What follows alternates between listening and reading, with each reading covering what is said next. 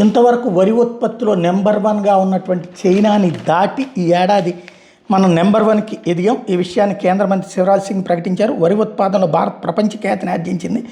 చైనాను అధిగమించి ప్రపంచంలో నెంబర్ వన్గా నిలిచింది. మొత్తంగా 15.01 కోట్ల టన్నుల వరిధాన్యాన్ని ఉత్పత్తి చేసి ఘనత సాధించింది. నూతన విత్తనాలను ఆవిష్కరించిన సందర్భంగా జరిగిన కార్యక్రమంలో ఈ విషయాన్ని ప్రస్తావించారు. భారత వ్యవసాయ పరిశోధన మండలి ఆధ్వర్యంలో రూపొందించిన 25 పంటలకు సంబంధించిన 184 రకాల అధిక దిగుబడి విత్తనాలు ఆయన విడుదల చేశారు. ఆహార కొరత ఉన్న స్థితి నుంచి ప్రపంచానికే ఆహారం అందించే స్థాయి వరకు దేశం ఎదిగింది. ఇది ఘన విజయం అని ప్రశంసించారు. వరి ఉత్పత్తిలో భారత్ చైనాని అధిగమించింది. ప్రపంచంలోనే అత్యధిక వరి ఉత్పత్తిదారుగా ఎదిగింది.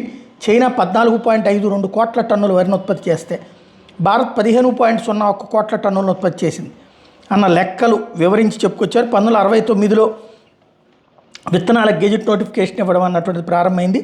ఇంతవరకు 7,205 రకాల విత్తనాలకు నోటిఫికేషన్ ఇచ్చామని చెప్పారు. 69 నుంచి 2014 వరకు 3,969 విత్తనాలకి నోటిఫికేషన్ ఇస్తే మోడీ ప్రభుత్వంలో ఏకంగా 3,296 అధిక దిగుబడి విత్తనాలకు నోటిఫికేషన్ ఇచ్చినామని చెప్పేసి గుర్తు చేసుకొచ్చారు.